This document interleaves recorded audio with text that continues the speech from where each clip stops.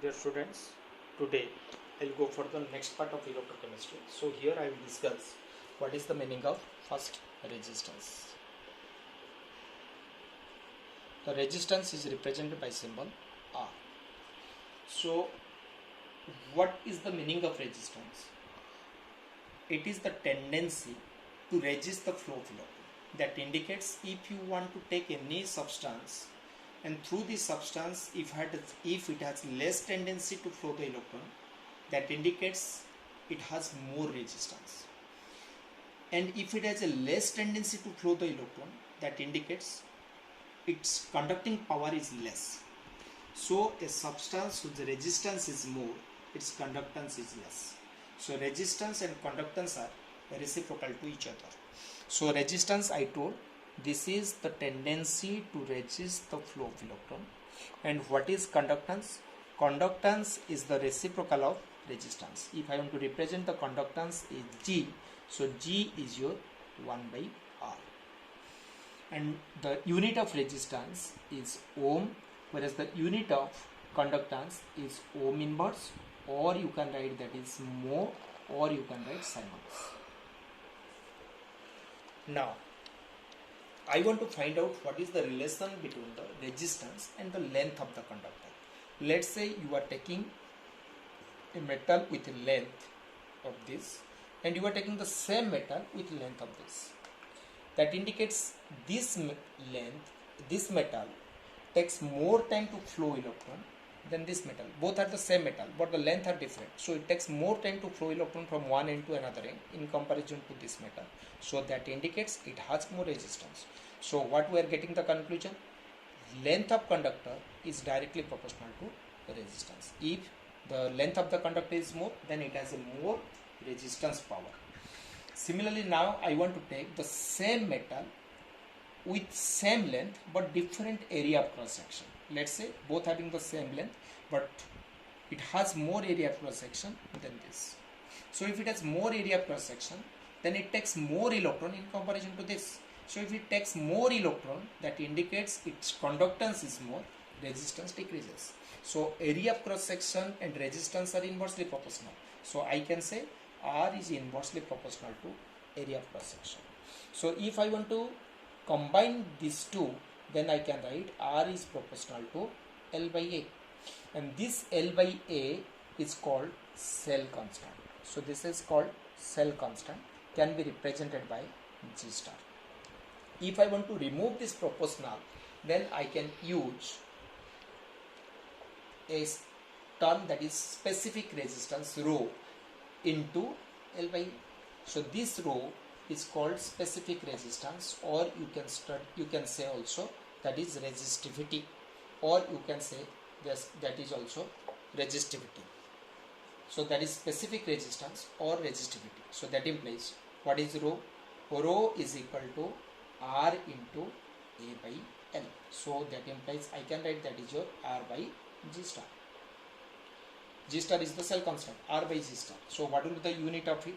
I can write R unit is your ohm into G star, that is your centimeter by centimeter square. So this will be centimeter inverse. Its unit is your centimeter inverse. So that is your rho in divided by centimeter inverse. So I can write that is rho, sorry not rho, ohm or centimeter, or I can write ohm into centimeter, that is ohm or centimeter inverse. So I can that is ohm into centimeter, that is ohm per centimeter inverse. So I can write ohm into centimeter. So that is the unit of specific resistance. Now I will go for the calculation of specific conductance, or it is also called as the conductivity. So what is specific conductance or conductivity? The specific conductance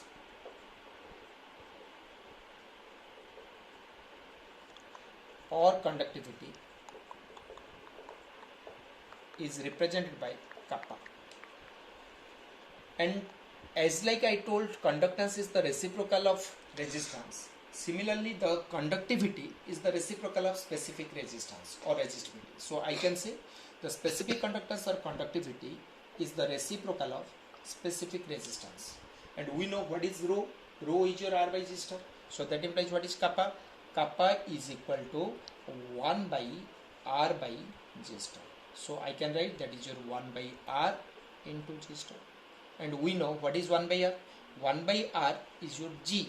So that implies I can write that is your G into G star. So that is the kappa. So I can say kappa is equal to conductance into cell constant. So what will be the unit of kappa? The unit of kappa will be, that is, G is your conductance, its unit is your ohm inverse, or you can say Siemens, into cell constant is your centimeter inverse. So I can say that is your ohm inverse into centimeter inverse. And when we want to measure the specific conductance of an electrolyte, then I can define it by a definition. How? Let's say I will take an electrolyte inside a container, and we are taking the 2 electrode here,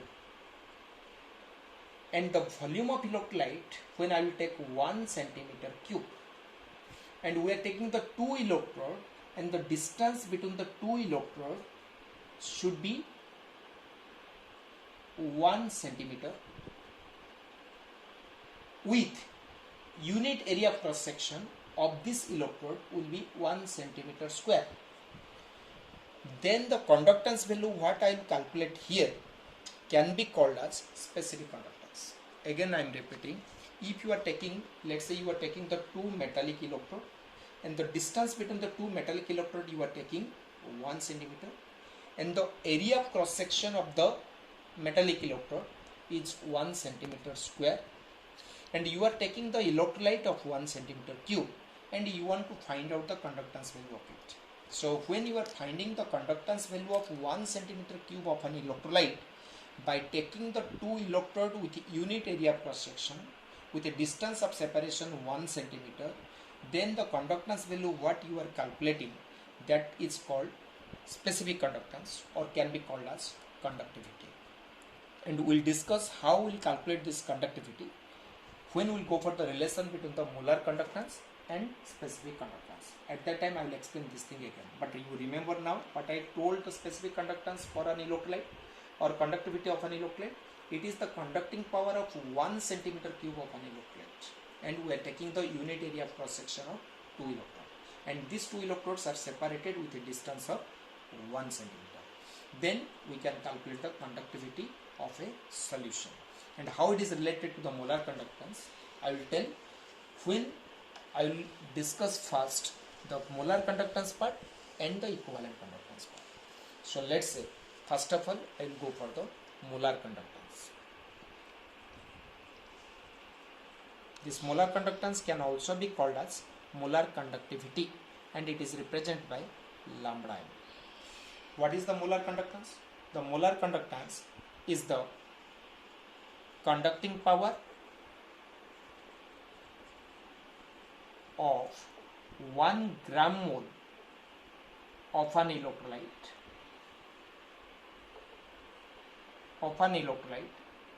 in its dilution.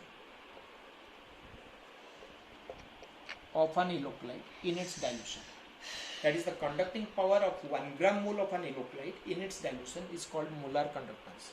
What is the meaning of it? Let's say you are taking calcium carbonate solution. You want to prepare a solution of calcium carbonate, or you are preparing a solution of sodium carbonate, let's say. So let's say you are preparing any solution. I am taking the sodium carbonate solution, and when I want to prepare a sodium carbonate solution, I will take how many mole? That is 1 gram mole. And 1 gram mole sodium carbonate means this is equal to how much?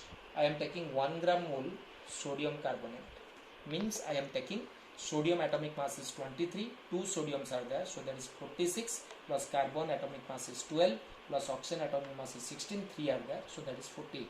So that is your 46 plus 12 is 58, plus 48 is your 106 gram is your 1 gram mole of sodium carbonate.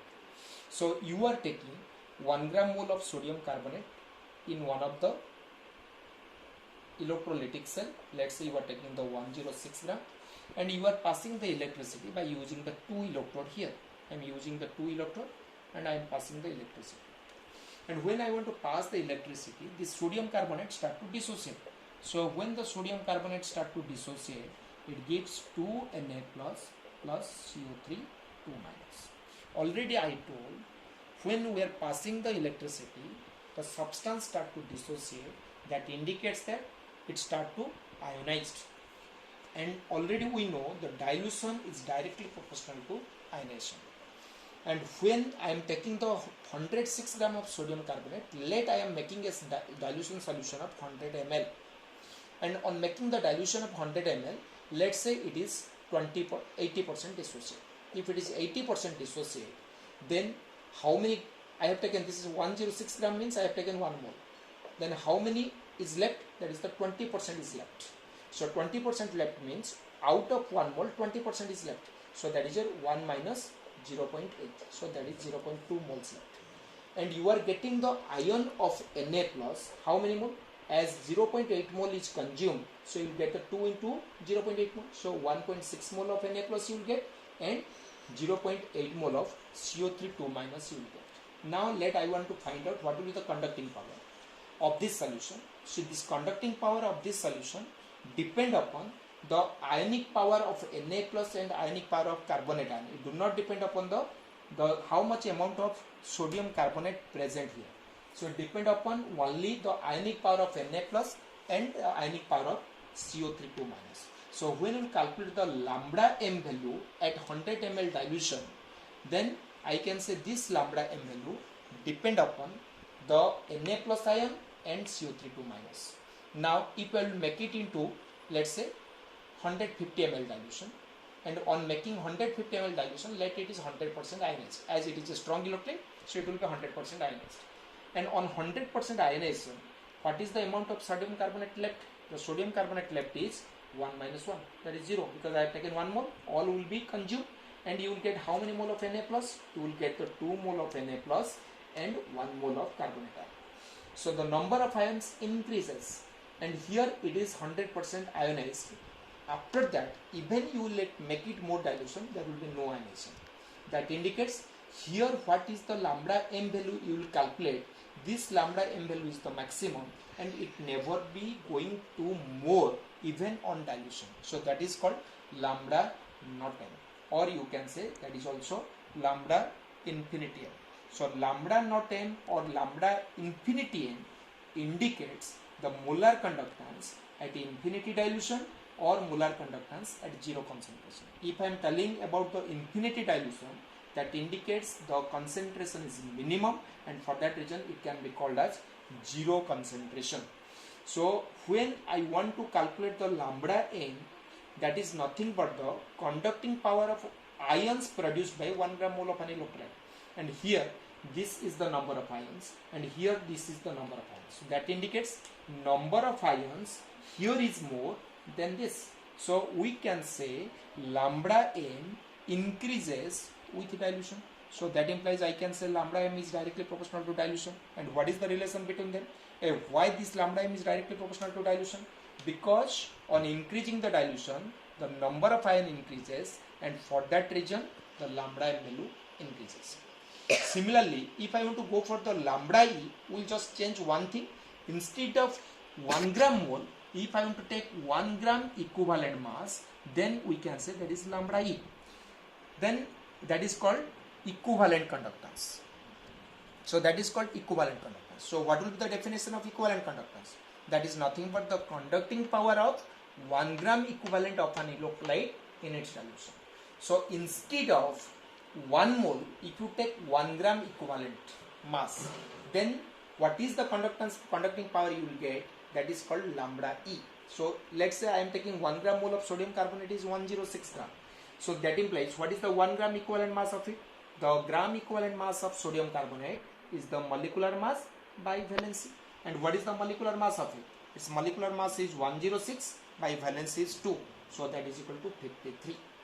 So instead of 106 gram, if you take the 53 gram and you will go in the same procedure, then you will calculate the lambda e value. And here again, this lambda e is also directly proportional to dilution. So I can say the reason for this is again same, because on dilution number of ions increases. So both lambda e and lambda m increases with dilution due to increase of number of ions. On the next class, I will tell how it is related to the specific conductance.